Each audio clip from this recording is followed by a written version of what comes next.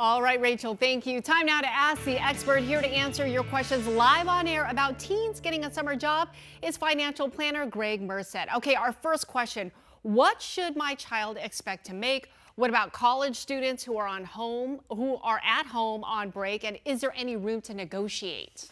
Okay, so I think I had my first job, and I actually went in and talked to my dad because he was my boss, the very first job. Yeah. And I said, hey, how about a raise? When am I going to get a raise? He said, your raise will be effective when you are. Okay, so that's how my negotiation went. Right. Didn't go this very is well. what you get, and you're gonna. That's what you get. That's it. Get out of here. Right. You know? So, you know, minimum wage in Arizona is $14.35 now, which seems like a lot of money. I know. But, you know, I'm thinking that first job, I wouldn't go running to negotiate unless you do something really amazing. No kidding, especially for your first one. I was going to say my first one was at the Limited, the store that is now no more. In the mall. Right? In the mall at $4.20. Wow. That's how old I am. You were big time. You were bringing it in. Oh, yeah. Big time. And then all my money went back to the store because all I bought were clothes. All right. So next question. Are there any rules for how much or how late teens can work? I don't think there's any rules. I just think when you're a teen, you should be working a lot. Yeah. Okay? Prove yourself, as much as possible, especially in the summer. You've got nothing to do. You're out of school. Work. And when you get that kind of work money connection going, it really helps and it gets them motivated. So work as much as you can. Yeah, good advice. Elaine in Gilbert says, my granddaughter is looking for a summer job. What jobs and businesses are taking 15-year-olds? Okay, so here's a couple of thoughts. Number one, chores. I mean, literally give them chores around the house and let them bust it out and earn some money and get your house cleaned up at the same time. Yeah, win-win. There's an 85-year-old Harvard study that links chores to successful financial futures. Right. Like, this seems obvious. Yeah, right? yeah. Make it happen, and if you run out of stuff, your house is just amazingly spick and span. Send them to the neighbors. Yeah. Have them babysit. You know, the other one that's, I think, a big moneymaker is pet sitting.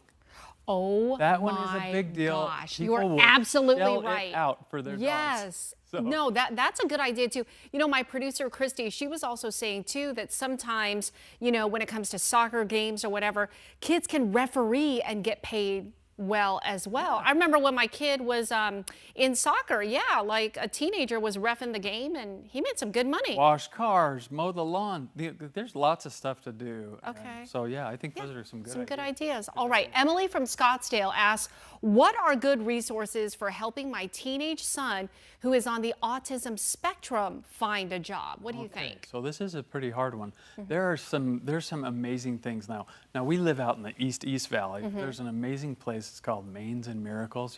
Have you ever heard of it? No. It's a place where they do kind of equine therapy for kids and adults even. Yeah. This is a great place. Like I think that would be a great place for them to go and do something like that. Right. Work with animals, hands-on stuff. I like that. And ask around. Yeah. Like, I think that's a really good one. Right. There's if you know somebody who owns a business, they're a little more flexible, they're going to help you They out. would know. Yeah, and they're going to let you do some things. Maybe it's remote. Maybe it's kind of alone a little bit. Yeah. A little more controlled environment. They're going to help. Yeah, go to the source. That's a good idea. I like that. And that sounds like a good story idea, that Maine's place that you were talking about. Yeah, it's amazing. We'll look into that.